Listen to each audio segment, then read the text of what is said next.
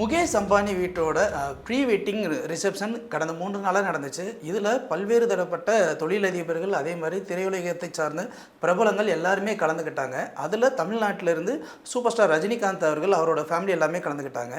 அந்த நிகழ்ச்சியில் பார்த்தீங்கன்னா சூப்பர் ஸ்டார் ரஜினிகாந்த் அவங்களுடைய மனைவி அதே மாதிரி அவங்களுடைய மகள் ஐஸ்வர்யா வருவாங்க. கூடவே அவங்க வீட்டு வேலைக்கார பெண் மெய்டும் வந்திருப்பாங்க. மெய்டு அந்த கூட்டத்தில் நிற்கும் போது ஃபோட்டோ எடுக்க வரும்போது ரஜினி அவங்கள ஓரமாக நில்லு அப்படிங்கிற மாதிரியான ஒரு விஷயம் பண்ணியிருக்காரு போல.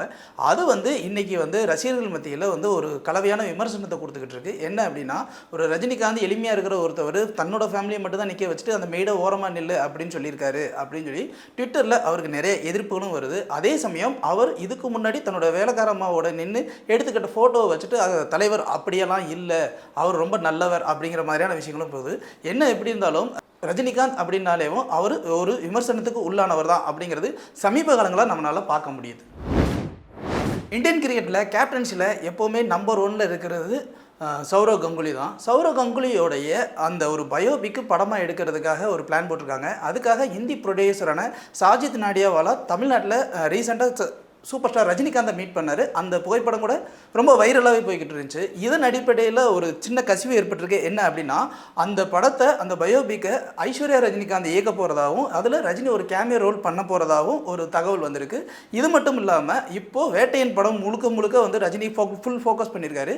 இதுக்கப்புறம் மே மாதம் சன் பிக்சர்ஸோடைய தயாரிப்பில் லோகேஷ் கனகராஜோடைய இயக்கத்தில் அந்த படத்தை முடித்த உடனேவும் இந்த படத்துக்காக அந்த கேமியோ ரோலில் பண்ணுவார் அப்படின்னு எதிர்பார்க்கப்படுது. ஆக மொத்தம் சௌரவ் கங்குலியோடைய பயோபிக் வெளியில் வருது. பெங்கால் ரசிகர்களுக்கு மட்டும் இல்லாத இந்திய ரசிகர்கள் எல்லாருக்குமே ரொம்ப பிடிச்சமான ஒரு படமாக இருக்கும்னு எதிர்பார்ப்பு கிளம்பிக்கிட்டு இருக்கு. உலகநாயகன் கமல்ஹாசனோட நடிப்பில் இயக்குனர் சங்கரோட இயக்கத்தில் பிரம்மாண்டமாக உருவாகிக்கிட்டு இருக்க படம் தான் இந்தியன் 2.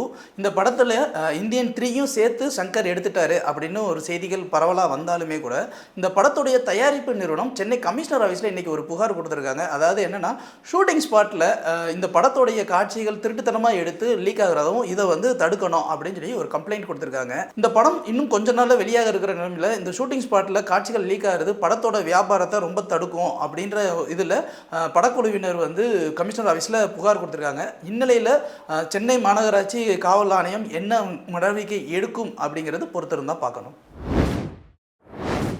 இயக்குனர் பாலாவுடைய இயக்கத்தில் வெளியான தாரை தப்பட்டை படத்தின் மூலமாக அறிமுகமானவர் தான் ஆர்கே சுரேஷ். அவர் இதுக்கு முன்னாடி தமிழ் சினிமாவில் நிறைய படங்களை தயாரித்தவரும் கூட.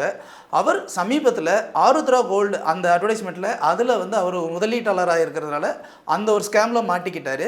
துபாய்க்கு போய் தஞ்சம் அடைஞ்சிட்டாரு அப்படின்னு சொல்லிட்டு அவருக்கு லுக் அவுட் நோட்டீஸும் கொடுத்துருந்தாங்க. லுக் அவுட் நோட்டீஸ் கொடுத்தது மட்டும் இல்லாமல் அவர் நவம்பரில் முறைப்படி கோர்ட்டில் ஆஜராகி அதுக்கப்புறம் ஸ்டேட்மெண்ட்லாம் கொடுத்ததுக்கப்புறம் இப்போ அவர் ஜாமீனில் வெளியில் இருக்கார்.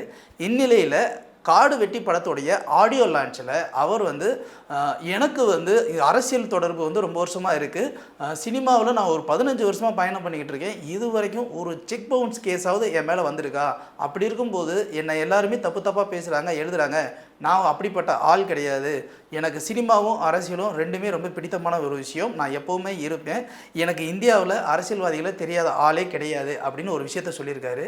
இதனால் இவருக்கு எல்லா அரசியல்வாதிகளும் தெரியும் அப்படின்னா இவர் அப்போ என்ன மாதிரியான பிஸ்னஸ் பண்ணுறாரு அப்படிங்கிற பார்வையில் நிறைய விமர்சகர்களிடையே பேசப்படுது. நடிகை சமந்தா தசை அலர்ஜி நோயால் பாதிக்கப்பட்டதுக்கப்புறம் சினிமாவிலிருந்து ஓரளவுக்கு விலகியே இருந்தாங்க. நிறைய நாள் ரெஸ்ட் எடுத்தாங்க. அதே சமயம் அவங்கள நிறைய கோவில்களுக்கும் வழிபாட்டு தலங்களுக்கும் போகிறத நம்மளால் பார்க்க முடிஞ்சுச்சு. இந்நிலையில் இன்றைக்கி பத்மாவதி தாயார் அவங்களுடைய பிறந்தநாளை முன்னிட்டு திருப்பதிக்கு பக்கத்தில் இருக்கிற திருச்சானூர் அப்படிங்கிற அந்த கோவிலில் பத்மாவதி தாயார் வழிபாடு செய்கிறதுக்காக அங்கே போயிருக்காங்க. அங்கே போய் அவங்க ரசிகர்களோட செல்ஃபியும் எடுத்திருக்காங்க. இந்த ஃபோட்டோ இப்போ வைரலாக போய்கிட்டு இருக்கு.